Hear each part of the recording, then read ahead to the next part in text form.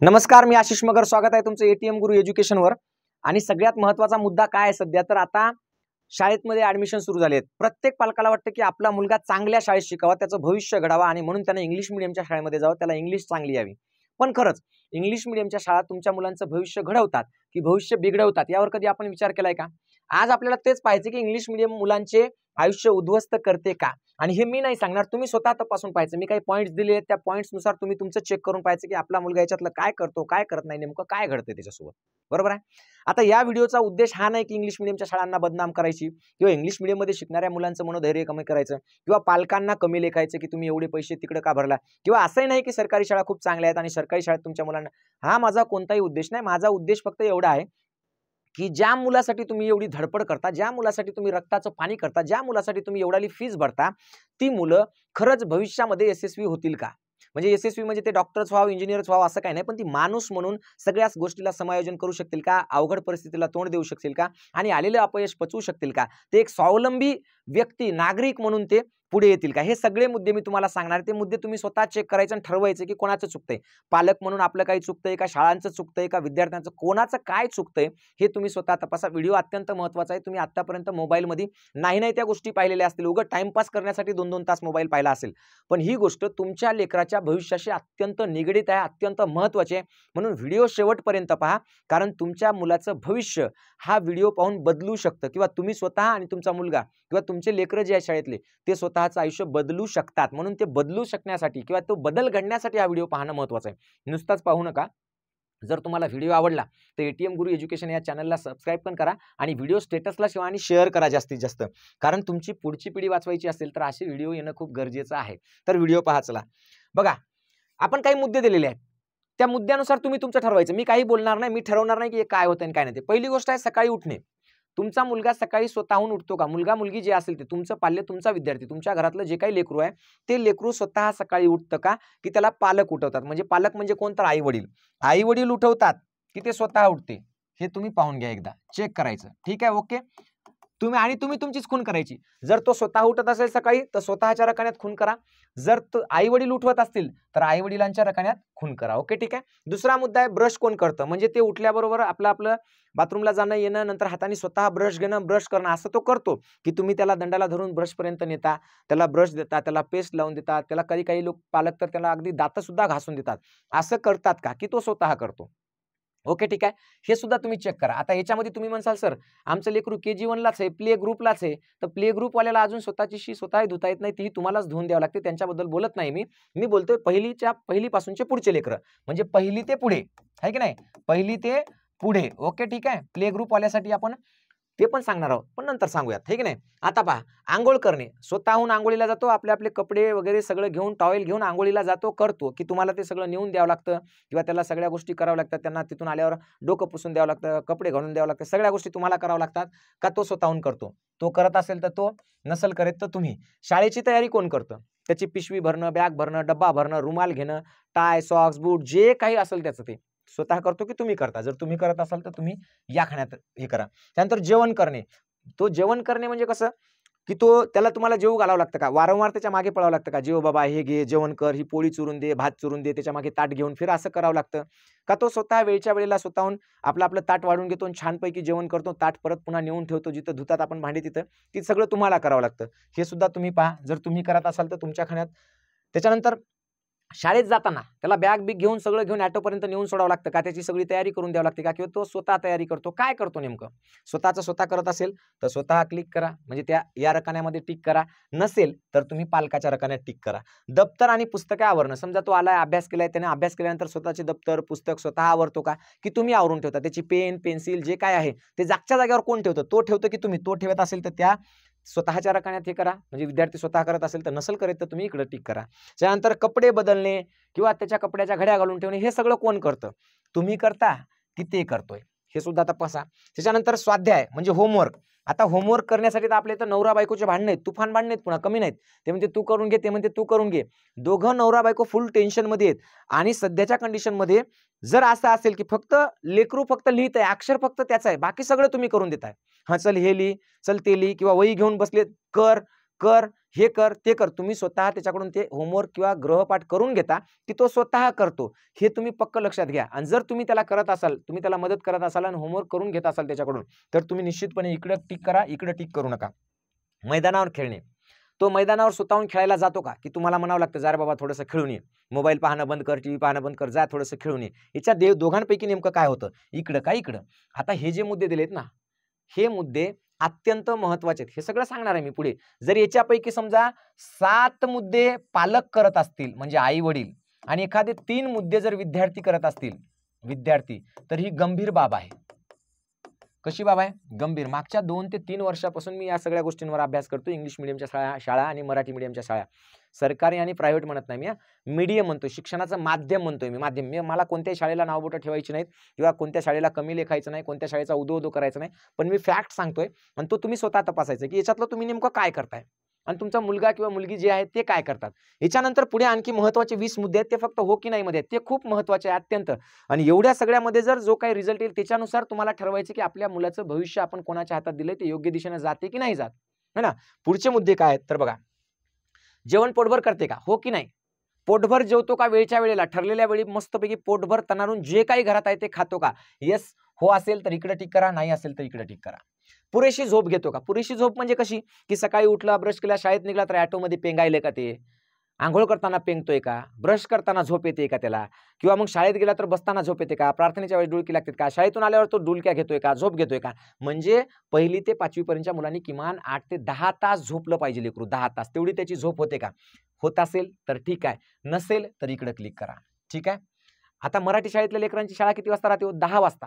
त्याच्यामुळे लेकरं पार 7ला 8ला उठले तरी काही टेन्शन नाही, 7 वाजता. तसं तर लवकर उठाव म्हणतात. आजची जनरेशन अशी आहे की रात्री लवकर झोपत नाही, त्याच्यावर सुद्धा आपण बोलणार आहे, त्या सगळ्या गोष्टींवर. पण महत्वाचं आहे त्याला 8 ते 10 तास झोप मिळते का पुरेशी, ते पहा. त्याच्यानंतर अंगाला घाम येईपर्यंत तो खेळतो का. रोज किमान त्याला अंगाला एकदा तरी पूर्णपणे घाम आला पाहिजे, त्याच्या शरीरातून ते घाम निघून गेला पाहिजे. असं होतंय का, होत नसेल, दररोज जर त्याला घाम येईपर्यंत तो खेळत नसेल लहान असताना, तर ही अत्यंत गंभीर बाब आहे. मग त्याला घाम येईपर्यंत खेळतो का की खेळत नाही, हे सुद्धा तपासा. त्याच्यानंतर तो भांडण करतो का, करत असेल यस ठीक आहे करतो. केलेली भांडण स्वतः मिटवतो का, हे पाहणं सुद्धा खूप महत्वाचं आहे. म्हणजे स्वतःच मग ऍडजस्टमेंट करतो का, चल ठीक आहे बाबा झाली भांडणं, दुसऱ्या दिवशी जाऊ आपण पॅचअप करू, असं करतो का, की प्रत्येक वेळी भांडण झाले की तो कोणाच तरी नाव सांगत घरी येतो, आई मला यांनी मारलं, बाबा मला यांनी मारलं, किंवा मम्मी यांनी मारलं, पप्पा यांनी मारलं, चला तुम्ही भांडू लागा, असं करतो का. करत असेल तर हो, करत नसेल तर इकडं, तसं करत नसेल तर इकडे. मग अशा पद्धतीने करा. आई वडिलांचा आदर करतो का, सगळ्यात महत्वाची गोष्ट आहे की तो आई वडिलांचा आदर करतो का. आई वडिलांचा आदर करतो का म्हणजे काय, की आईला किंवा वडिलांना तो उलट बोलतो का, की आई तुला काय कळत नाही, मम्मी तुला काय माहिती आहे, जेवायला दे म्हणलं दिलं नाही, तिखटच भाजी केली, मला ही भाजी आवडत नाही, काऊन केली, असं करतो का तो.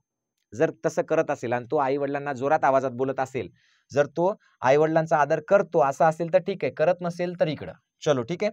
सर्वांसोबत मिळून मिसळून राहतो का, त्याच्यासोबत जेवढे काही घरातले माणसं असतील, शाळेतले विद्यार्थी असतील किंवा त्याच्यासोबतचे सहकारी असतील, सगळ्यासोबत मिळून मिसळून राहतो का. जर सगळ्यांसोबत मिळून मिसळून राहत असेल तर यस करा, राहत नसेल तर नो करा. त्याच्यानंतर आहे तो वस्तू शेअर करतो का, त्याला जे काय आणलंय समजा घरात ती वस्तू तो शेअर करतो का, त्याची बॅट असेल किंवा काही असेल तर तो सगळ्यांसोबत खेळतो का, पेढे आणले असतील घरात तर सगळ्यांना देतो, सगळ्यांना वाटून देतो, तो पण त्याचा एक हिस्सा घेतो, की सगळं आधी तो खायला म्हणतो मला आणि मग उरलेलं दुसऱ्याला, असं काही करतो का. हो असेल, जर तो सगळ्यांना शेअर करत असेल तर इकडे क्लिक करा, शेअर करत नसेल तर मात्र नाही मध्ये क्लिक करा. घरात आलेल्या पाहुण्यांशी कसा बोलतो, व्यवस्थित बोलतो का, आलेल्या पाहुण्यांच्या प्रश्नांची उत्तरं देतो का, त्यांच्याशी वेळ घालवतो का, ह्या सगळ्या गोष्टी तपासायच्या. जर तो करत असेल तर ठीक आहे, नसेल करत तर नाही मध्ये. आणि आई वडिलांना कामात मदत करतो का, जसं की आई समजा झाडून काढते तर पटापट पुढच्या वस्तू उचलणे किंवा इतर कोणते जे काही कामं असतील त्या सगळ्या त्या गोष्टी तो करतो का, हे तपासणं खूप महत्वाचं आहे. का महत्वाचं आहे, कारण त्यांनी काय केलं, समजा पाणी तांब्या भरून पाणी आई वडिलांना देतो का किंवा देत नाही, स्वयंपाक करताना काही मदत करतो का, छोटी छोटी घरातली सांगितलेली कामे करतो का, की इथलं हे उचलून ठेव रे बाळा, उचलतो का, नाही उचलतो का. करत असेल घरातल्या कामात मदत तर यस करा, नाही तर नो करा. चलो ठीक आहे. पुढचं पहा, रुसून बसतो का. मुलं रुसतात ना, मग रुसून बसत असला तर हो करा, रुसून बसत नसला तर नाही करा. आता वस्तू आदळापट करतो का, जर तो रुसून बसत असेल, तुमचं उत्तर हो असेल तर मग महत्वाची गोष्ट काय, रुसलं पाहिजे मुलांनी, कारण तो त्याच्या भावनिक विकासाचा एक भाग आहे. ती चांगली गोष्ट आहे बरं का. तुम्हाला असं वाटेल की रुसून बसणं म्हणजे वाईट आहे, तसं नाही. काही काळ त्यानं रुसलं पण पाहिजे, कारण त्याच्यामध्ये स्व असतो, त्या स्वची त्याला जाणीव झालेली असते आणि एखादी गोष्ट मनासारखी नाही घडली की त्याला राग येतो, हे स्वाभाविक आहे. पण रुसून बसल्यानंतर वस्तू आदळ आपट करतो का, करत असेल तर हो, करत नसेल तर नाही. ठीक आहे. त्याच्यानंतर सतत चिडचिड करतो का, करत असेल तर हो, नाहीतर नाही. स्वतःची कामं स्वतः करतो का, करत असेल तर हो, नाहीतर नाही. टीव्ही किंवा मोबाईल व्यतिरिक्त छंद आहेत का? हो किंवा नाही. ठीक आहे. भावना व्यक्त करतो का? भावना व्यक्त करतो का म्हणजे त्याला जे काही त्याच्या मनात वाटत राहतं ते सतत तो बोलून दाखवतो का तुम्हाला, की बाबा मला असं करावं वाटतं, मम्मी मला असं करावं वाटतं. जर यस असेल तर हो करा, नसेल तर नाही करा. मोकळ्या गप्पा मारतो का? म्हणजे शाळेत काय काय घडलं आज, कसं कसं शाळेमध्ये काय सांगितलं टीचरनी, काय यांनी काय, किंवा बाहेर खेळायला गेल्यानंतर ग्राउंडवर काय काय घडलं, काय काय नाही, अशा मोकळ्या गप्पा तो करतो का? तो सतत प्रश्न विचारतो का? सगळ्यात महत्त्वाचं आहे, तुमचा मुलगा हुशार आहे की नाही, तुमचं लेकरू हुशार आहे की नाही ते ठरवणारा एकमेव प्रश्न हा आहे, की तो प्रश्न विचारतो का? जी मुलं प्रश्न विचारत नाहीत ती कधीही हुशार होत नाहीत. त्यांना पुस्तकं पाठ होतील, कदाचित ते डॉक्टर इंजिनियर होतील, पण ते हुशार होणार नाहीत. म्हणून तो प्रश्न विचारतो का? कारण प्रश्न निर्माण झाले तर समस्या सोडवण्यासाठी तो प्रयत्न करेल, आणि समस्या ज्याला सोडवता येतात तो आयुष्यातली कोणतीही समस्या सोडवू शकतो. त्यानंतर शाळेत घडलेल्या घटना सांगतो का आणि आनंदी राहतो का? सगळ्यात महत्त्वाचं आहे, तुमचं मूल ज्या शाळेत आहे त्या शाळेत आनंदी आहे का की दुःखी आहे हे तुम्हाला तपासता आलं पाहिजे. ते आनंदानं राहतं, खूप छान खेळतं, हसतं, बागडतं, छान राहतं, की ते नाराज होतं, शाळेत जायचं म्हणलं की रडकुंडीला येतं, त्याला कंटाळा येतो, तो रोज रडतो, पोट दुखलं म्हणतो, काहीतरी कारणं सांगतो आणि शाळेत जाणं टाळतो. म्हणजे याचा अर्थ तो त्या शाळेत आनंदी आहे की नाही ते कळतं आपल्याला. तर हे सगळे जे पॉईंट्स आहेत, या पॉईंट्सनुसार आपण लेकराचं व्हॅल्युएशन करा आणि बघा तुम्हाला याच्यापैकी काय वाटतं. आता जे मी सुरुवातीचे 10 पॉईंट सांगितले त्याच्यामधले जर समजा, आणि याच्यातले सगळेच, याच्यामध्ये कुठेही तो जर समाधानी दिसत नसेल तुम्हाला, नाहीची उत्तरं जास्त असतील, काही 2-3 पॉईंट असे आहेत की त्याच्यामध्ये हो उत्तर आलं, नाही आलं पाहिजे उत्तर, तर त्याच्यामध्ये ते तपासून पहा. आणि जर तुम्हाला असं वाटत असेल की याच्यातले उत्तरं समाधानकारक नाहीत, 70% पेक्षा जास्त उत्तरं ही निगेटिव्ह जातात, नकारात्मक जातात, की जसे आपण हे पॉईंट्स दिलेत, की हे सगळं हे करत नाही, ते करत नाही. मग मला सांगा, जर 70% पेक्षा अधिक गोष्टी तो जर नकारात्मक असेल, तर तुम्ही त्याला ज्या शाळेमध्ये टाकलंय ती शाळा त्याच्याकडून काय करून घेते? तुम्ही जे 40,000, 50,000, 1,00,000 रुपये भरलेत, त्याचं काय होतंय? तुमच्या मुलामध्ये ह्या सगळ्या गोष्टी असल्या पाहिजे ज्या मी सांगितल्या त्या. आणि साधारणतः तुम्ही जेव्हा तुलना करता जिल्हा परिषद शाळेतले विद्यार्थी किंवा सरकारी शाळेतले किंवा मराठी मीडियमचे विद्यार्थी, तर ते यातलं बरंच काही करतात. जवळपास 70% गोष्टी यातल्या त्या स्वतः करतात. माझ्या शाळेत किंवा कोणत्याही जिल्हा परिषदच्या शाळेत पहा, पहिलीची लेकरं स्वतःहून अंघोळ करतात, स्वतःहून कपडे घालतात. कोणी त्यांना गन पावडर करून देत नाही. आपलंच वाकडं तिकडं पावडर लावतात, तेल लावतात, येतात. जर तुमची मुलं याच्यातलं एकही काम स्वतः करत नसतील, म्हणजे समजा तो सकाळी उठत नसेल, तो स्वतःहून ब्रश करत नसेल, स्वतःहून अंघोळ करत नसेल, स्वतःहून जेवण करत नसेल, स्वतःहून दप्तर पुस्तक आवरत नसेल, स्वतःहून होमवर्क म्हणजे गृहपाठ किंवा स्वाध्याय करत नसेल, मैदानावर स्वतःहून खेळायला जात नसेल, तर तो स्वावलंबी कधी होणार? स्वावलंबी कधी होणार? तो कायम परावलंबी राहणार नाही का? मग ही स्वावलंबनाची सवय कोणती शाळा लावते त्यांना? निश्चितच मराठी शाळा लावतात. कारण मराठी शाळामध्ये सगळं आणि सगळं मुलांना करावं लागतं. अक्षरशः मराठी शाळांमध्ये किंवा सरकारी शाळांमध्ये वर्ग झाडून सुद्धा मुलं स्वतः काढतात. शाळेत चपराशी नाही, त्यांना झाडण्याची सवय लागते. एवढंच नाही, संडास बाथरूम धुणे असेल तर क्रमवारी लावलेली असते. शिक्षक आणि विद्यार्थी सगळे मिळून या सोमवारी यांनी स्वच्छतागृह धुवायचं, त्या मंगळवारी त्यांनी, बुधवारी त्यांनी, असं सगळं याच्यातून स्वावलंबनाची सोय लागते. ग्राउंड झाडणार कोण? झाडणार सगळे मुलं झाडतात, सगळी एकत्र बसतात, सगळी शेअर करतात, सगळी खिचडी सोबत खातात, सगळ्या गोष्टी करतात आणि त्यांचा सामाजिक आणि भावनिक दोन्ही विकास होतो.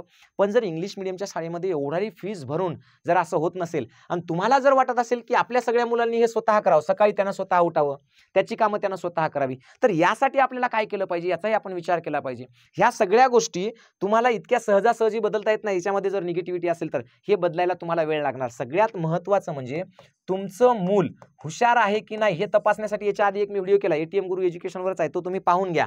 आता तुम्हाला असं वाटत असेल की आपल्या मुलामध्ये हे जे प्रश्न किंवा मुद्दे आहेत ते तर खूप जास्त निगेटिव्ह आहेत, किंवा तो स्वावलंबी नाही आहे, किंवा त्यांनी जसं असायला पाहिजे, जे मुद्दे उपस्थित केले त्याच्यातले मुद्दे तुम्हाला असं वाटतात की काही चिंताजनक आहेत, की आपल्या मुलांनी असं करायला पाहिजे पण तो करत नाही, आईवडिलांचा आदर करायला पाहिजे पण करत नाही, आईवडिलांना कामात मदत करायला पाहिजे पण करत नाही, स्वतः अभ्यास करायला पाहिजे पण करत नाही, स्वतः उठायला पाहिजे पण उठत नाही, असं जे वाटतं ना, याचा अर्थ असा आहे की तुमची शाळा आणि तुमची जीवनशैली चुकीची निवडलेली आहे तुम्ही. तुमच्या शाळेमुळे तुमच्या लेकराची पुरेशी झोप होत नसेल, सकाळी 7ला शाळा आहे, 5ला उठावं लागतं, 6ला गाडीत बसावं लागतं, शाळेत जावं लागतं, कशासाठी एवढी मरमर? जर त्याची झोपच पूर्ण होत नसेल, एकतर तो रात्री जास्त वेळ मोबाईल पाहत असेल, टीव्ही पाहत असेल, तर 11-12ला झोपणार तो, 10-11ला, आणि सकाळी 5:30ला 6ला उठणार. म्हणजे एक 2री, 3री, 4थी, 5वी, 6वी, 7वी पर्यंत जर लेकरू फक्त 6 तास आणि 5 तास जर झोप घेत असेल, तर त्याचं शरीर कसं त्याला साथ देईल? म्हणजे त्याच्या शरीराची वाट लागून जाणार आहे, वाट. मग हे तुम्ही सगळी खटाटोप कशासाठी करताय? कशासाठी 8 तास आहे की इंग्लिश मीडियमच्याच मुला शाळेमध्ये गेलं पाहिजे? नाही, त्याच्या बेसिक संकल्पना क्लिअर होण्यासाठी त्याला मातृभाषेतून शिक्षण मिळणं गरजेचं आहे. आणि जर याच्यामध्ये तुमच्या गोष्टी पॉझिटिव्ह असतील तर नक्की ती शाळा चांगली आहे, तुम्ही त्या शाळेत त्याला असू द्या. आता सगळ्यात महत्त्वाचा मुद्दा आहे की आपण नुसतं बोलणार पण सोल्युशन देणार नाही, असं तर होणार नाही. मग याच्यावरचं सोल्युशन काय आहे? तर ते सुद्धा मी तुम्हाला सांगणार आहे की सोल्युशन काय आहे बाबा याच्यावरचं. तर सोल्युशन असं आहे की तुम्हाला हे सगळं बदलावं लागणार आहे. ते बदलण्यासाठी आम्ही मदत करणार आहोत. ठीक आहे, आम्ही स्वतः म्हणजे मी मदत करणार आहे. तत्पूर्वी एक छोटीशी गोष्ट सांगतो तुम्हाला, म्हणजे महत्त्वाचा मुद्दा सांगतो की मी मिशन नवोदय 2026 नावाची आपली एक बॅच आहे. आता कोणी म्हणेल सर आधी एवढं सांगितलं आणि आता लागले का कोर्स विकायला, तर बाळांनो तो विचार करण्याच्या आधी तुम्हाला सांगतो की ही बॅच फ्री पण आहे की नाही, आणि याच्यामध्ये पेड पण आहे, दोन्ही गोष्टी आहेत. आता फ्री बॅच कशी आहे, मिशन 2025-26 ची नवोदयची आणि स्कॉलरशिपची बॅच, जी मुलं 3री 4थी 5वीला ज्यांच्याकडे पैसे नाहीत, ज्यांना एकही रुपया खर्च करू शकत नाही जी मुलं, ती मुलंही फ्रीवाली बॅच घेऊ शकतात. याच्यामध्ये मी गेल्या वर्षभरामध्ये जे काही शिकवलेलं आहे नवोदय आणि स्कॉलरशिपचं ते सगळे व्हिडिओ टाकलेले आहेत. ही बॅच रेकॉर्डेड आहे, म्हणजे याच्यामध्ये मी लाईव्ह येत नाही, सगळे रेकॉर्ड केलेले व्हिडिओ टाकले. 300-400 व्हिडिओ आहेत, ते सगळे तुम्ही पाहू शकता अगदी फ्रीमध्ये. फक्त त्या ॲपचं जे काही खर्च असेल 10-20 रुपये तुम्हाला लागतील, तर ते ॲपचा खर्च आहे, माझा नाही. तो ॲप मेंटेनन्सचा ॲपवाल्यांचा खर्च आहे, माझा नाही. तुम्हाला हे फ्रीमध्ये भेटेल 20-30 रुपयामध्ये, आहे की नाही, पूर्ण वर्षभर तुम्ही किती वेळा व्हिडिओ पहा. दुसरी माझी बॅच आहे लाईव्ह, म्हणजे पेड बॅच आहे. याच्यामध्ये मी लाईव्ह येतो दररोज, सकाळी 1 तास आणि संध्याकाळी 2 तास, असं 3 तास मुलांना शिकवतो. दर शनिवारी टेस्ट देतो. त्यांना फक्त शिकवत नाही तर त्यांच्यावर संस्कार करतो. ते स्वतः उठले पाहिजे, स्वतः जेवण केलं पाहिजे, स्वतःची कामं स्वतः केली पाहिजे, स्वावलंबी बनले पाहिजे. या सगळ्या गोष्टीसाठी मी याच्यामध्ये प्रयत्न करत असतो. नियमितपणे त्यांना त्याबाबत सांगत असतो. दररोज त्यांचा होमवर्क देत असतो, ती स्वतः सोडवतील. वर्षभर 100 टेस्ट होतात आणि याची फीस फक्त आहे 2,500 रुपये पूर्ण वर्षाची. तुमच्या मोबाईलच्या रिचार्जपेक्षाही कमी 2,500 रुपयात वर्षभर तुम्ही ही पेड बॅच सुद्धा लावू शकता, ज्याच्यामध्ये मी सकाळी 1 तास संध्याकाळी 2 तास लाईव्ह येतो. याच्यानंतर हे सगळं तुम्हाला कुठं मिळेल, तर एटीएम गुरु एज्युकेशन नावाचं आपलं प्ले स्टोअरला ॲप आहे. प्ले स्टोअर माहिती आहे सगळ्यांना. या प्ले स्टोअरवर आपलं एटीएम गुरु एज्युकेशन हे ॲप आहे. त्या ॲपमध्ये ही तुम्हाला बॅच दिसेल. एवढंच नाही तर पुढच्या काही दिवसामध्ये आता जे मी मुद्दे सांगितले होते की मुलांनी सकाळी लवकर उठावं, स्वतः ब्रश करावा, आईवडिलांना मदत करावी, आईवडिलांचा आदर करावा, तर याच्यासाठी सुद्धा आपली एक बॅच क्रिएट होणार आहे. त्याच्यामध्ये सुद्धा जवळपास एक 20 व्हिडिओज असतील आणि त्या व्हिडिओजमधून तुम्ही लेकरांमध्ये कसा बदल करावा याची सगळी माहिती त्याच्यात दिलेली असेल. त्याची पण नाममात्र फीस असणार आहे. म्हणजे तुम्हाला जर याच्यापैकी नवोदय स्कॉलरशिपपैकी किंवा तुमच्या मुलांमध्ये काय बदल घडावा म्हणून जर भविष्यातली ही बॅच पाहिजे असेल तर 1-2 महिन्यात तयार होईल ती. तर तुम्ही आत्ताच एटीएम गुरु एज्युकेशन हे ॲप डाउनलोड करून घ्या. आणि सगळ्यात महत्त्वाचं म्हणजे जर तुम्हाला काही अडचणी असतील तर 88 30 37 0068 या नंबरवर कॉल करा आणि तुमची समस्या सोडवा. ठीक आहे. तुम्हाला माझा व्हिडिओ आवडला असेल तर नक्की लाईक करा, शेअर करा, एटीएम गुरु एज्युकेशन चॅनलला सबस्क्राईब करा. सगळ्यात महत्त्वाचं म्हणजे व्हिडिओ आवडला असेल तर नक्की स्टेटसला ठेवा, कारण याच्यातून बऱ्याच पालकांचे हजारो लाखो रुपयाची पिळवणूक थांबेल आणि तुमच्या मुलाचं आरोग्य चांगलं होईल, तुमच्या मुलाला चांगले संस्कार, सामाजिक वातावरण मिळेल. म्हणून हे प्रयत्न करा. ठीक आहे, थांबूया इथं. धन्यवाद.